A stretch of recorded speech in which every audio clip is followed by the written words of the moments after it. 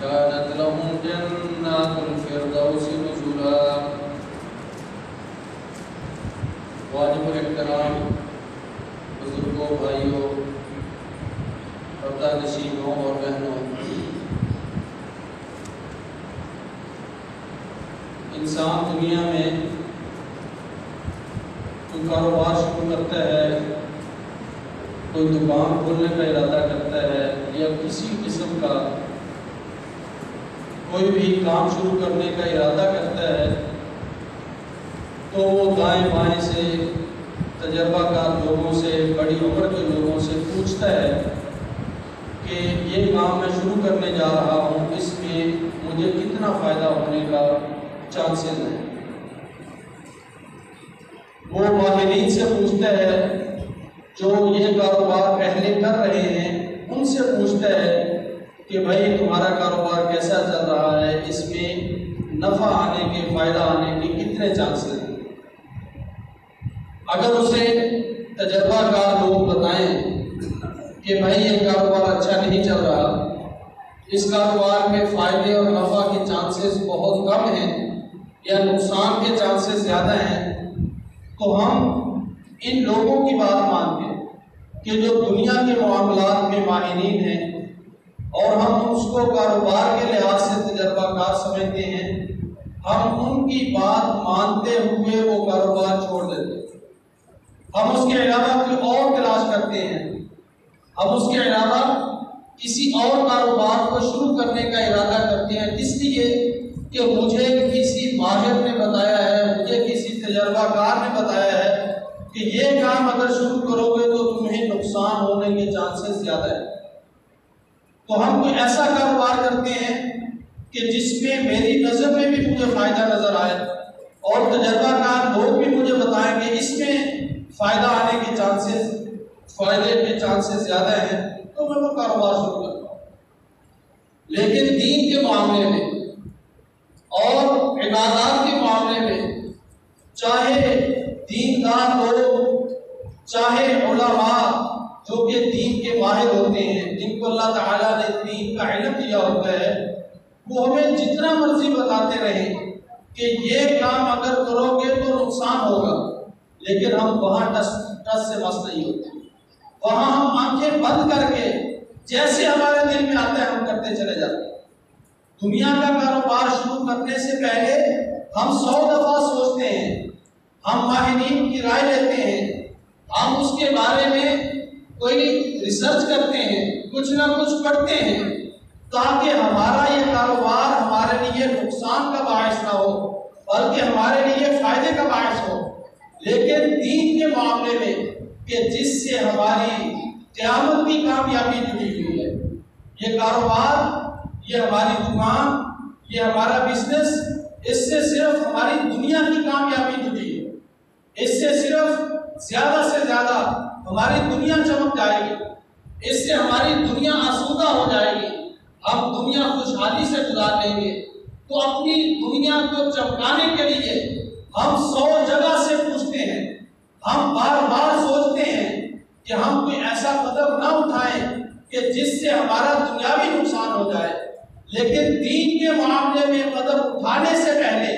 ہم سوچتے ہی نہیں کہ ہمارا یہ قدم، ہمارا یہ کیا ہوا عمل، یہ ہمارے لیے نفع کا فائدہ سبب بننے والا ہے یا ہمارے لیے نقصان کا سبب بننے والا ہے۔ دین کے معاملے میں ہم آنکھیں بند کر کے بالکل بغیر سوچے سمجھے ہم عمل کرتے چلے جاتے ہیں اور سمجھتے ہیں کہ یہ ہمارے لیے بڑا فائدہ مند ہے۔ حالانکہ اللہ تعالیٰ فرماتے ہیں قُلْ هَلْ نُنَبِّئُكُم بِالْأَخْسَرِينَ أَعْمَالًا الَّذِينَ ضَلَّ سَعْيُهُمْ فِي الْحَيَاةِ الدُّنْيَا وَهُمْ يَحْسَبُونَ أَنَّهُمْ يُحْسِنُونَ صُنْعًا، کہ بہت سے لوگ ایسے ہیں جو عمل کر رہے ہیں، نیکیاں کر رہے ہیں، عبادات کر رہے ہیں، لیکن ان کا یہ سب کچھ اس دنیا میں ہی تباہ و برباد ہو رہا ہے، اس دنیا میں ہی ضائع ہو رہا ہے، اس دنیا میں ہی وہ ختم ہو رہا ہے۔ وَهُمْ يَحْسَبُونَ أَنَّهُمْ يُحْسِنُونَ صُنْعًا، لیکن وہ اپنے تئیں سمجھتے ہیں کہ ہم نے بڑی نیکیاں جمع کر لی، ہم نے بڑے خوبصورت کام جمع کر لیے ہیں جو قیامت کے دن ہمارے ہمارے کام آئیں گی، لیکن ان کی یہ نیکیاں، ان کی یہ عبادتیں اس دنیا میں ہی ختم ہو رہی ہیں، اس لیے کہ دنیا کا کاروبار کرنے سے پہلے بہت سوچتے ہیں، بہت سمجھتے ہیں، ادھر ادھر سے پوچھتے ہیں، لیکن دین کے معاملے میں نماز پڑھنی ہے کبھی کسی سے پوچھا ہی نہیں کہ وہ نماز مجھے بتائیے جو نماز میرے لیے فائدہ مند ہو، مجھے وہ روزے کا طریقہ بتائیے جو طریقہ میرے لیے فائدہ مند ہو۔ دین کے معاملے میں آنکھیں بند کر کے چھلانگ لگا دیتے ہیں، جیسے دل نے چاہا، جیسے بڑوں نے بتایا، جیسے برادری نے کہا ویسے کرتے چلے گئے، تو نتیجہ کیا نکلا؟ جیسے دنیا میں بغیر سوچے سمجھے قدم اٹھایا ہوا یا شروع کیا ہوا کاروبار ہمارے لیے فائدے کا باعث نہیں بنتا، بالکل اسی طرح دین کے معاملے میں بھی اگر بغیر سوچے سمجھے، بغیر کسی سے پوچھے، بغیر تحقیق کیے، بغیر کسی سے کوئی ہدایات لیے اگر ہم چھلانگ لگا دیں گے تو ہمارے دین کا بھی کسی طرح بیڑا گرک ہوگا، کیونکہ دین ہماری سمجھ کا نام نہیں ہے، دین میرے دماغ کی بات کا نام نہیں ہے، دین میرے دل کی بات کا نام نہیں ہے، بلکہ دین وہ ہے جو اللہ تعالیٰ نے حضرت محمد رسول اللہ صلی اللہ علیہ وسلم پر نازل کیا، اور جو کچھ نازل کیا ہے وہ قرآن ہے، اور اس کی جو تشریح کر کے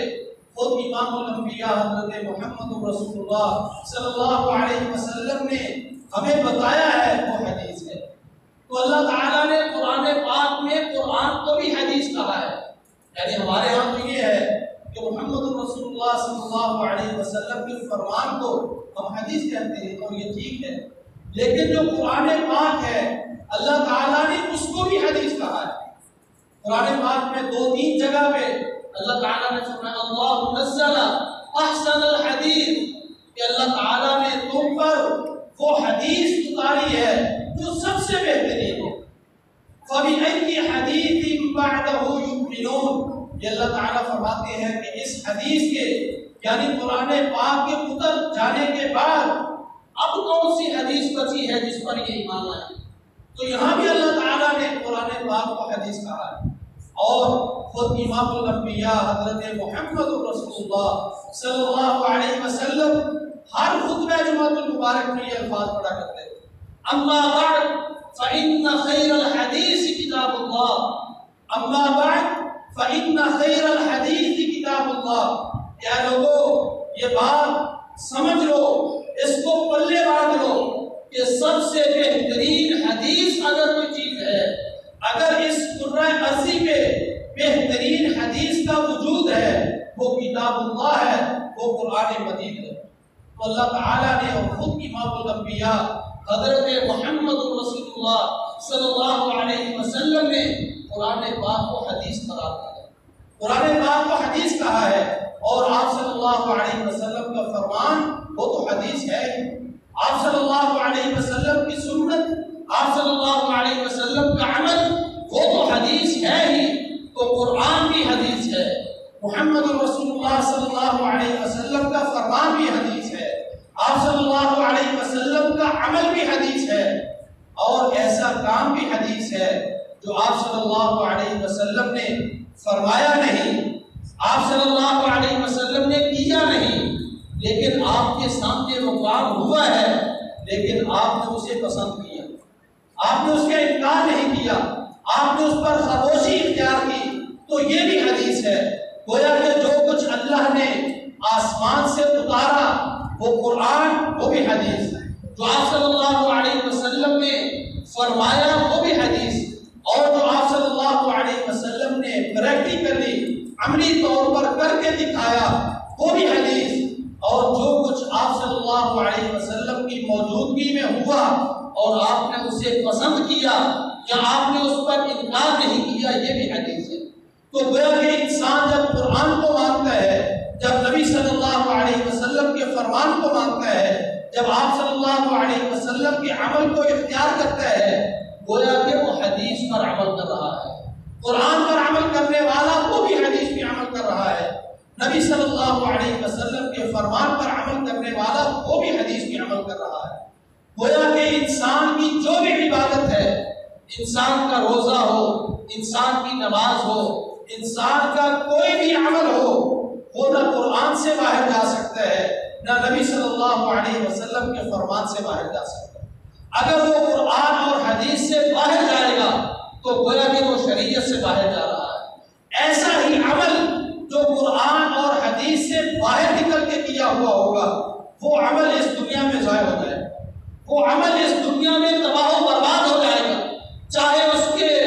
بدلے میں انسان کی تھکاوٹ، انسان کا وقت، انسان کی محنت، انسان کی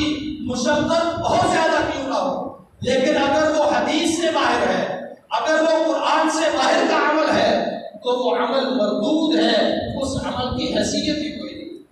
اس انسان نے وہ قدم اٹھانے سے پہلے سوچا ہی نہیں، کسی سے پوچھا ہی نہیں کہ اللہ نے جو آسمان سے اتارا ہے کیا میرا یہ عمل اس کے مطابق ہے،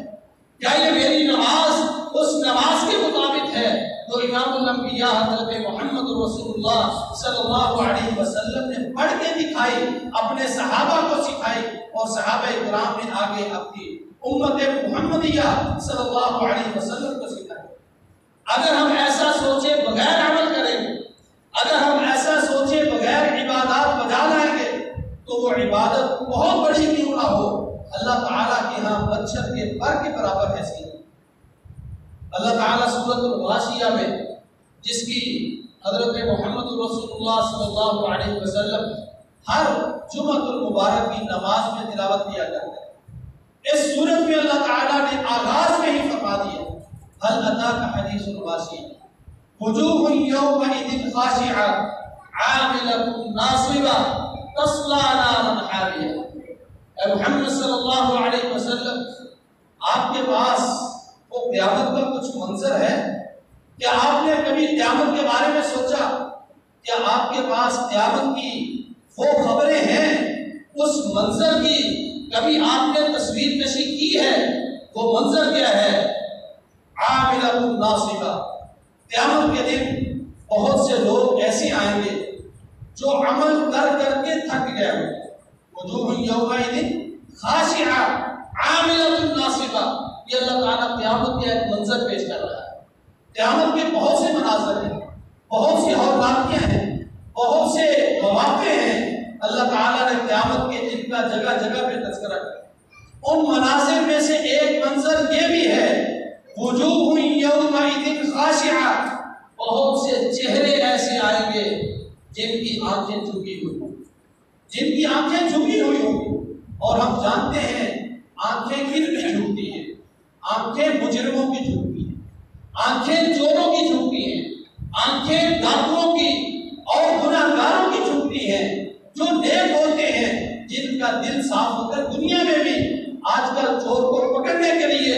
اس کے چہرے کے تاثرات کو دیکھا جاتا ہے، اس کی آنکھوں کے تاثرات کو دیکھا جاتا ہے، وہاں سے پکڑ لیا جاتا ہے یہ چور ہے، اس لیے وہ آنکھ میں آنکھ ملا کے بات نہیں کر سکتا، وہ اپنی گردن کو اٹھا نہیں سکتا، وہ اپنی آنکھوں کو اٹھا نہیں سکتا، تو یہ مجرم کی علامت ہے کہ اس کی آنکھیں جھکی ہوئی،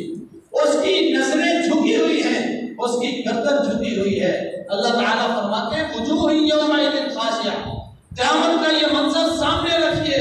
کہ بہت سے لوگ ایسے آئیں گے جن کی نگاہیں جھکی ہوئی، یعنی وہ مجرم ہوں گے، وہ مجرم ہوں گے، لیکن وہ مجرم ایسے نہیں کہ وہ دنیا میں وہ بے نماز تھے، دنیا میں وہ شراب پینے والے تھے، دنیا میں وہ اللہ کی عبادت بجا نہیں لاتے تھے، دنیا میں کبھی انہوں نے مسجد کا رخ نہیں کیا۔ یعنی کچھ مجرم تو ایسے ہوں گے جو بے نماز ہیں، کچھ مجرم تو ایسے ہوں گے جو شراب پینے والے ہیں، کچھ مجرم ایسے ہوں گے جو زنا کرنے والے، کچھ مجرم ایسے ہوں گے جو چوریاں کرنے والے۔ ان کی نگاہیں جھکیں تو جھکیں، سمجھ میں آتی ہے، لیکن یہ وہ مجرم ہیں جن کی نگاہیں جھکی ہوئی ہیں۔ اللہ فرماتے ہیں عاملۃ ناصبہ، ان کی نگاہیں کسی بدعملی کی وجہ سے نہیں جھکی ہوئی، ان کی نگاہیں شراب پینے کی وجہ سے نہیں جھکی ہوئی، ان کی نگاہیں چوری کرنے کی وجہ سے نہیں جھکی ہوئی، ان کی نگاہیں کسی اور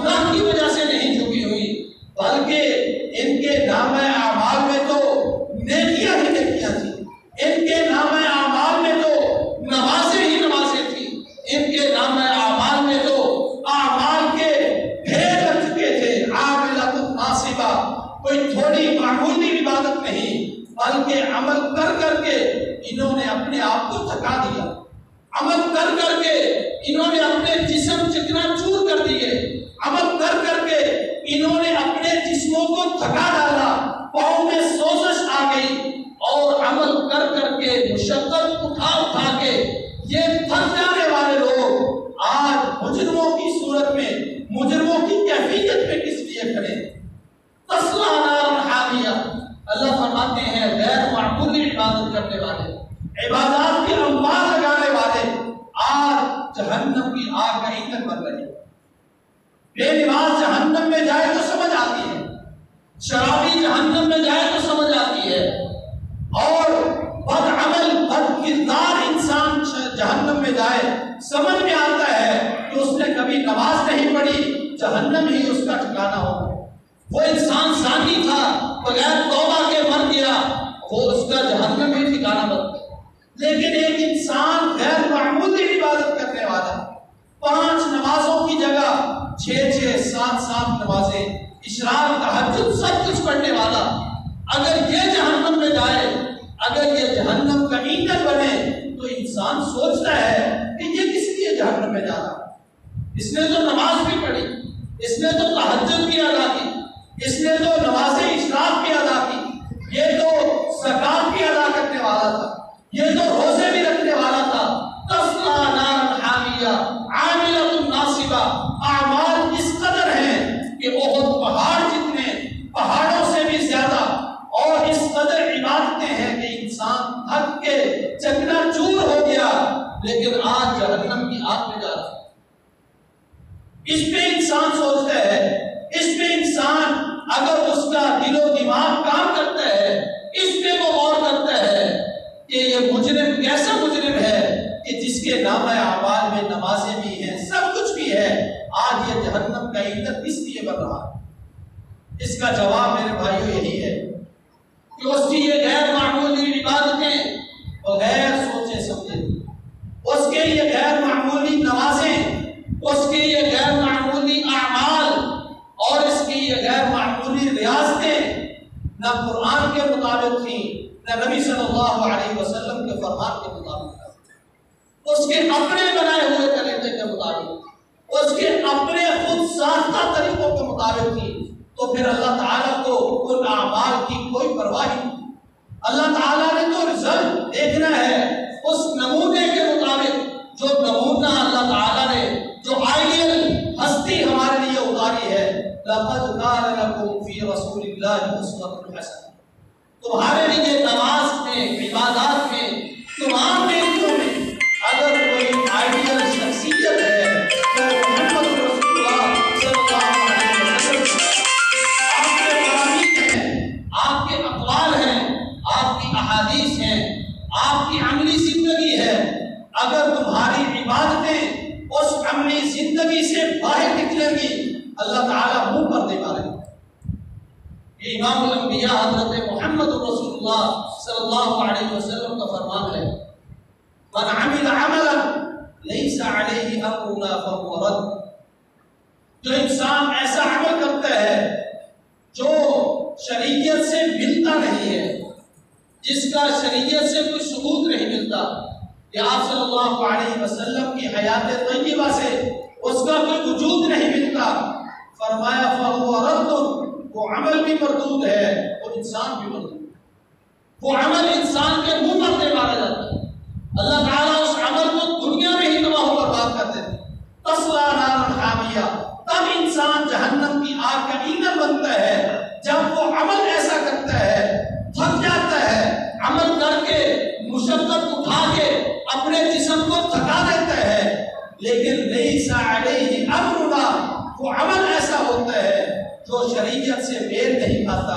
جو شریعت سے ملتا نہیں، جو شریعت کے موافق اور مطابق نہیں ہوتا، فہو رد، فرمایا وہ عمل اس دنیا میں ہی ضائع ہو جاتا ہے، اس دنیا میں ہی وہ مردود ہو جاتا ہے، اللہ تعالیٰ کے ہاں اس عمل کی مچھر کے پر کے برابر حیثیت ہوتی ہے۔ اللہ تعالیٰ کے ہاں اس عمل کی مچھر کے پر کے برابر حیثیت نہیں، لیکن انسان کا چکا ہے۔ ہم اپنی نمازوں کو، دیگر عبادات کو ہم غور سے ادا کیا کریں